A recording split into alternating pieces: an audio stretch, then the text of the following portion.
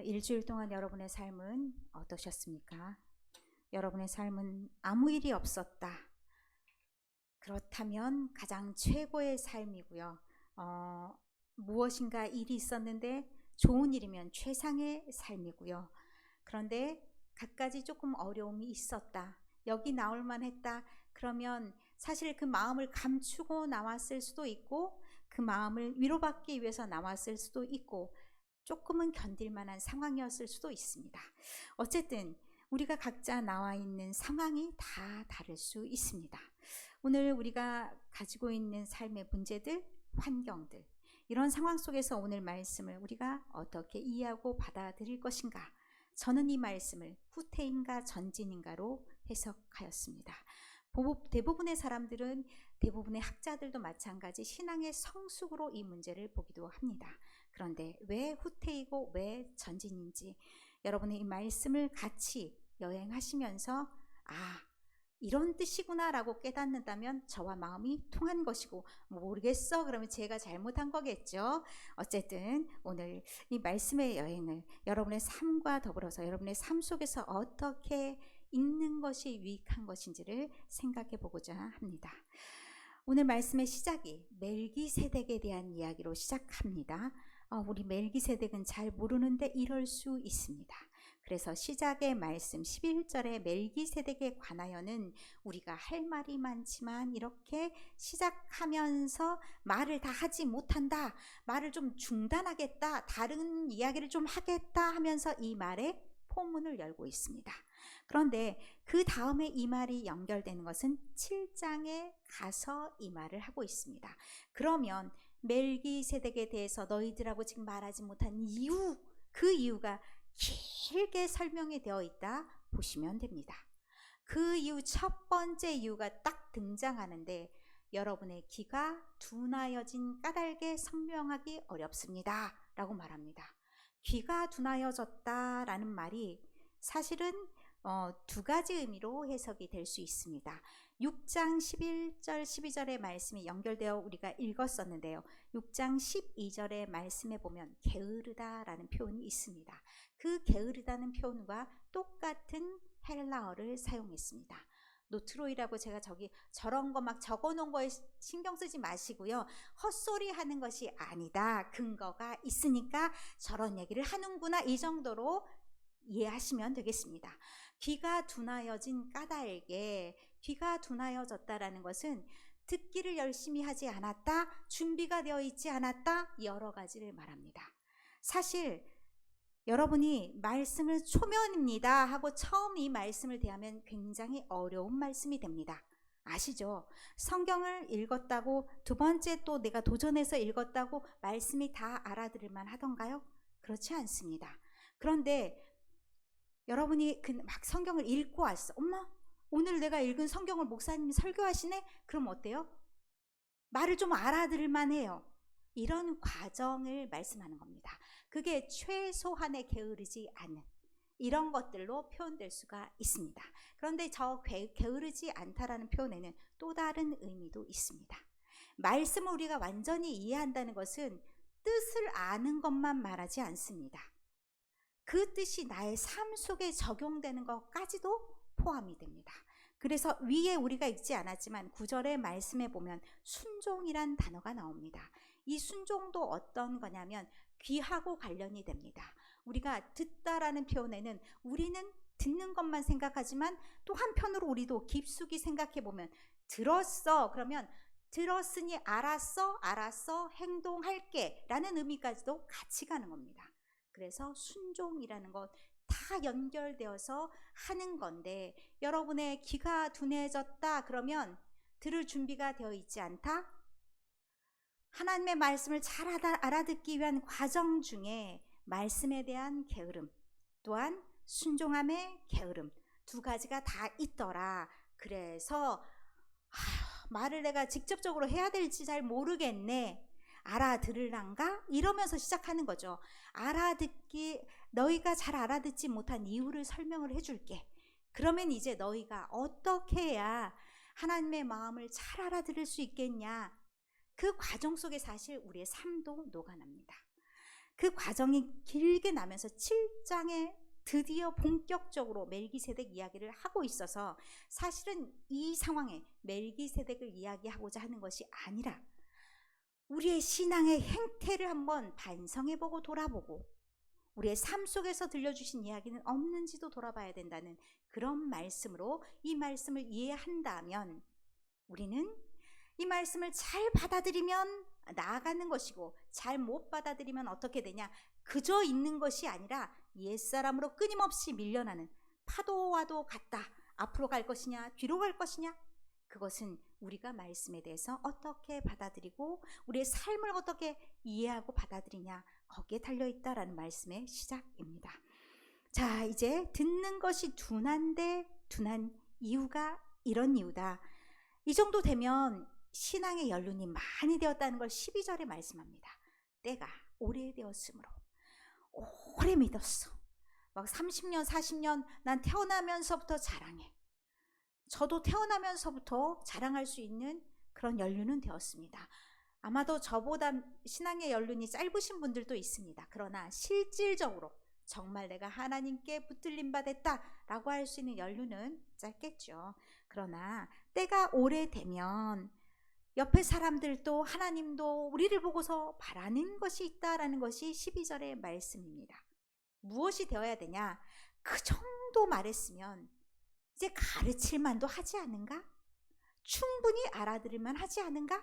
그런 위치에 있다는 겁니다. 왜 이런 말을 했냐? 이들이 가지고 있는 환경을 한번 생각해 볼 수가 있습니다. 히브리서가요 굉장히 어렵습니다. 왜 이렇게 어렵게 썼을까? 예수님이 대제사장이란 얘기를 막 모세하고도 비교하고 아브라함 때 막 멜기세덱 나오고 어쩌라고요. 그거 우리가 다 알아야 되나요? 이런 생각을 하는데 우리는 그들에 대해서 그것에 대해서 잘 모르지만 이것을 듣고 있는 사람들은 너무나 이거 잘 알고 있는 사람들이라는 생각을 하셔야 됩니다. 어떤 동네요? 구약 성경을 아주 잘 알고 있는 사람들. 그들을 상대하면서 그것과도 다른 예수님. 예수님이 대제사장직으로 오셨는데 예수님이 어떻게 차이가 나는지 알겠어? 아직도 모르겠어? 이렇게 얘기한다고 생각하시면 딱 맞습니다. 여러분에게 무슨 얘기를 하면 이런 상황이 될까요? 이제 곧 3월 15일쯤 감자를 심지 않습니까? 제가 얼마나 엉뚱하게 감자 심는 얘기를 물어봤냐면요. 감자를 심는 거를 들었어요. 풍월로 들었는데 어떻게 심는다고 그랬냐면 뭘 깎아. 그래서 심는데 거기까지는 들었어요. 그래서 1대1 하나 심으면 하나 난다. 이 생각을 한 거예요. 저에게는 그게 익숙하지 않은 거죠. 여러분 그 말하면 어때요? 다 웃으시죠? 왜? 알고 있기 때문에. 아는 게 달라서 듣는 것도 다르고 하는 내용도 달라진 겁니다. 그러니까 이 많은 내용들을 가지고 와, 한숨도 쉬어지지 않네. 이렇게 너무 어려워서 이건 또 건너뛰고 싶다. 어떤 느낌이에요? 구약의 레위기를 대하는 느낌이에요. 건너가자 이런 마음이 들면 안 된다는 거예요. 거기에 있는 행간의 의미를 읽을 줄 알아야 된다는 거예요. 그러니까 이거는 우리는 우리 식대로 받아들여서 이해하면 된다는 얘기죠. 자, 오래되었어요. 그들은 오래되면 어떻게 되냐면 선생이 되는 거예요. 그래서 선생 얘기가 나오는 거예요. 잘 배웠어. 그럼 그 정도로 가르쳤으면 알아들을 만도 해. 그럼 뭐가 달라져야 되냐면 이들이 기독교인인데 어디서부터 왔냐면 원래는 유대교에서부터 왔어요. 그런데 유대교하고 기독교의 차이를 몰라. 얼마나 오랫동안 가르쳤냐면 아마 10년도 됐을 수 있고 20년도 됐을 수 있어요. 그런데도 차이를 몰라. 그럼 가르치는 사람 입장에서는 내가 잘못 가르쳤나? 내가 지금 뭘 하고 있나? 이런 생각이 들죠. 그런 뉘앙스예요. 그렇게 지금 그 정도 됐으면 뭔가 달라져야 되는데 조금만 어려우면 못 알아듣겠어. 고개를 젓고 그런 형상이. 그러니까 언제까지나 아이들이 자랄 때 뭐를 해요? 젖만 먹지 않잖아요. 조금 크면 이유식을 먹이잖아요. 이유식도 처음 시도할 때부터 조금씩 달라지잖아요. 제가 요즘 그런 심정이에요. 이유식 먹이는 심정 아시죠? 이거는 이번 주니까 새로운 걸로 한번 도전해보자. 이 정도는 괜찮겠지? 이러면서 도전하는데 이 말씀을 가르치는 사람들의 입장도 마찬가지라는 거예요. 이 정도만 조금만 더 나가면 이해할 수 있을까? 그런데 못 알아들어. 어머, 언제까지나 이렇게 계속해야 되지? 이런 마음으로 12절의 말씀이 있는 거예요. 알아들어야지. 알아들으려고 노력해야지 노력을 안 해. 이유식을 먹을 때도 과정 조금씩 연단하는 과정이 필요하잖아요. 그런 과정을 통해서 받아들이고 섭취하고 영양이 되고, 왜냐하면 저주로는 계속 영양가가 없어요. 이제 그 나이에 걸맞게 영양가 있는 걸 섭취할 수 있어야 된다는 얘기죠. 그럼 어떻게 해야 됩니까? 받아들이는 노력도 필요해야 된다는 겁니다. 그런데 그걸 받아들이지 않으면 무엇이 문제냐면 하나님의 말씀을 온전히 이해하지 못해요. 그게 굉장히 큰 문제예요. 여기서 이런 연습 가운데 무엇이 우리한테 놓여 있을까 생각해 보면 우리에게는 여러 가지 연단의 과정도 놓여 있다고 볼 수 있습니다. 먼저 14절까지 말씀을 보고 다른 얘기를 하겠습니다. 단단한 음식은 장성한 자의 것이다. 저는 건강한 자라는 말도 넣고 싶습니다. 건강해야 아무거나 다 먹을 수 있죠. 소화할 수 있죠. 건강하지 않고 완전 어른이 되지 않으면 그렇게 할 수가 없어요. 그래서 그렇게 하기 위해서는 훈련이 필요하다. 무한한 훈련이 필요해서 결과가 어떻게 해야 되냐? 선악을 분별할 줄 알아야 된다가 결과예요. 13절에는 의의 말씀, 하나님의 의의 말씀, 14절에는 선악을 분별하는 능력. 이것이 같이 가는데 이 훈련이라는 것이 우리가 잘 알지 못하지만 굉장히 중요한 단어가 하나 들어가 있어요. 이게 그리스나 로마의 선수들이 있죠. 체조도 있었대요. 체조 선수들이 하나의 동작을 익히기 위해서 오랜 훈련의 과정이 필요합니다. 그래서 제가 동계올림픽에 저분이 하나 사진을 보여주세요. 동계올림픽에 나왔던 김연아 선수를 이어갈 수 있는 선수다라고 각광을 받는 선수라고 해요. 저 선수가 나왔더라고요. 역시나 금메달을 땄는데 저 선수가 저렇게 동작을 하는 것이 쉬웠겠습니까? 어린 나이부터 쭉 똑같은 반복, 안 되는 동작이 있죠. 제가 피아노를 배워봐서 아는데 피아노도 안 되는 부분이 있어요. 그러면 그 되기 위해서 얼마나 많은 노력을 해야 그 소리, 그 똑같은 동작, 똑같은 모양이 나오는지 몰라요. 그런데 저 사람도 저렇게 하기 위해서 얼마나 많은 노력을 했는지 모른다는 얘기를 우리에게 들려주시는 거예요. 보기 좋게 동작이 깔끔하게 나오는데도 수백 번의 노력을 하고 수백 번의 연습을 한다. 그렇게 했을 때만이 이것이 딱 보니 틀렸네, 이것이 옳으네 라고 판단할 수 있는 선악간의 분별력이 생긴다. 하나님의 뜻을 알 수 있는 능력이 생긴다. 이 말씀을 하고 있는 겁니다. 우리의 삶에 한번 적용을 해볼까요? 우리는 그것을 위해서 어떤 노력을 하고 있는지를 돌아볼 필요가 있다는 얘기입니다.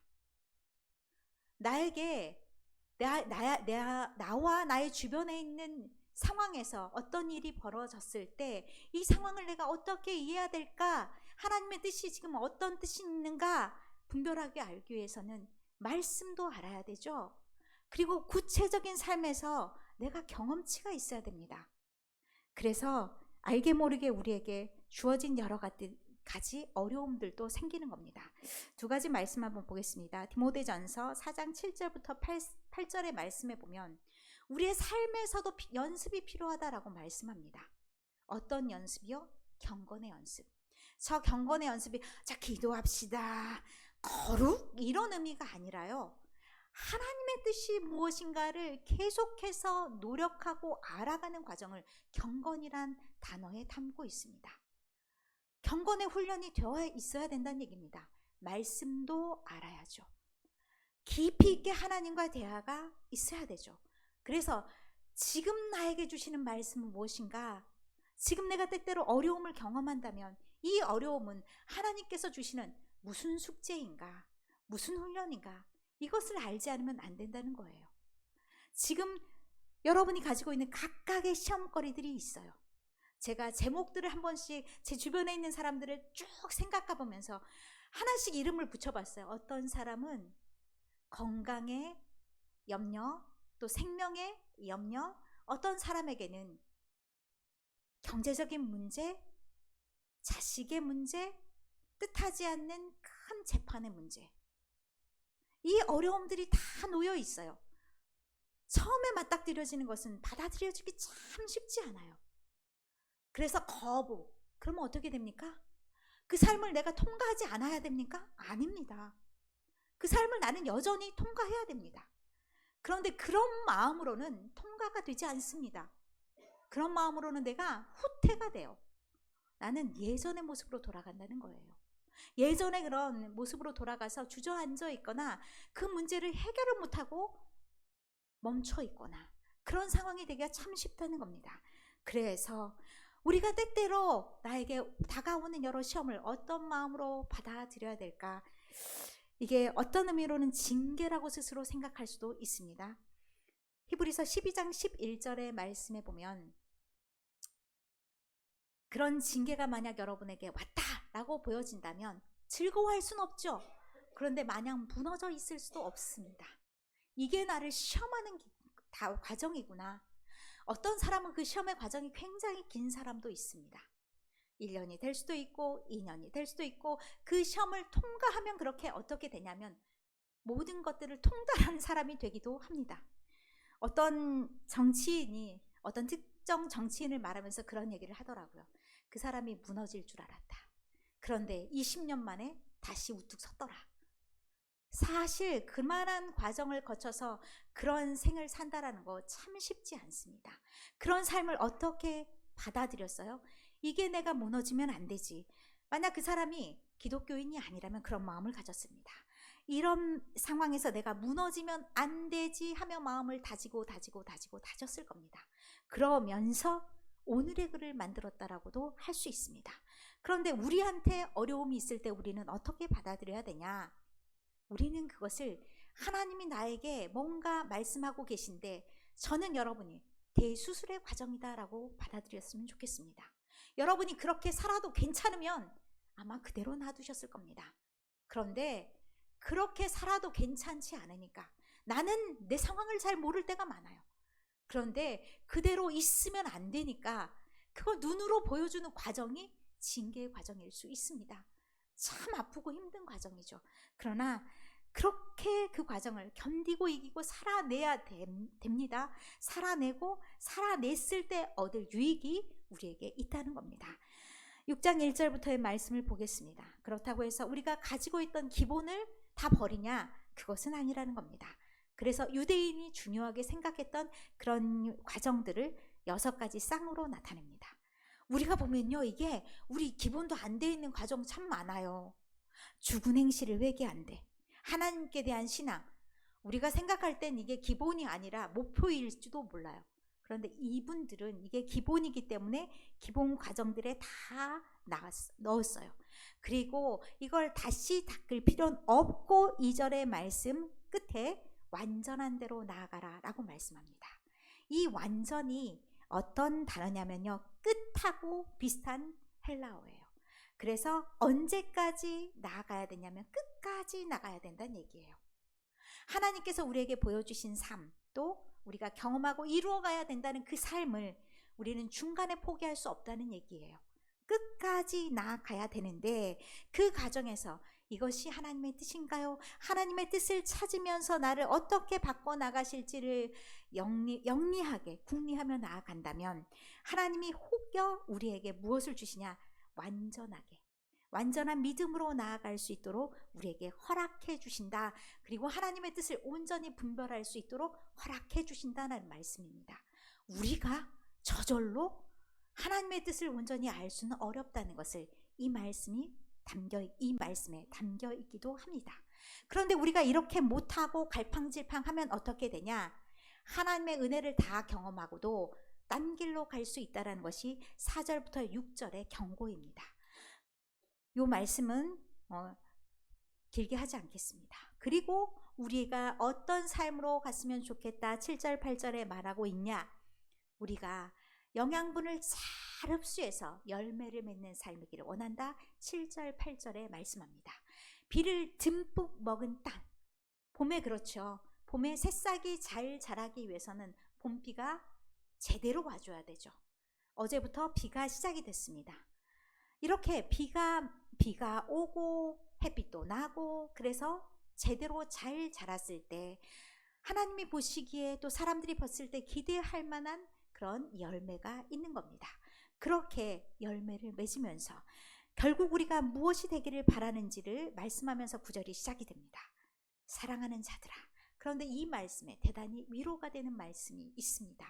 너희가 지금 서로 사랑하면서 살아가고 있지 않냐? 이대로만 끝까지 살아가면 돼. 그것을 9절의 말씀이 얘기하고 있습니다. 너희는 이미 구원에 속해 있고 너희가 지금 그대로 살아가기 위해서 노력하고 있다. 그러면 너희는 다시 옛날로 돌아가지는 않을 것이다. 그러니 마지막으로 한 번 더 당부한다가 11절 12절의 말씀입니다. 우리가 간절히 원하는 것은 너희 모두가 너희 각각의 사람들이 부지런하기를 바란다. 그 부지런함이 어떤 부지런함이냐면 하나님의 뜻이 어떠한가를 알기에 부지런함. 나에게 주신 뜻이 지금 어떤 의미인지를 알기에 부지런함. 그런 부지런함이 있다면 그것이 여러분의 삶에서 소망이 돼서 언제까지?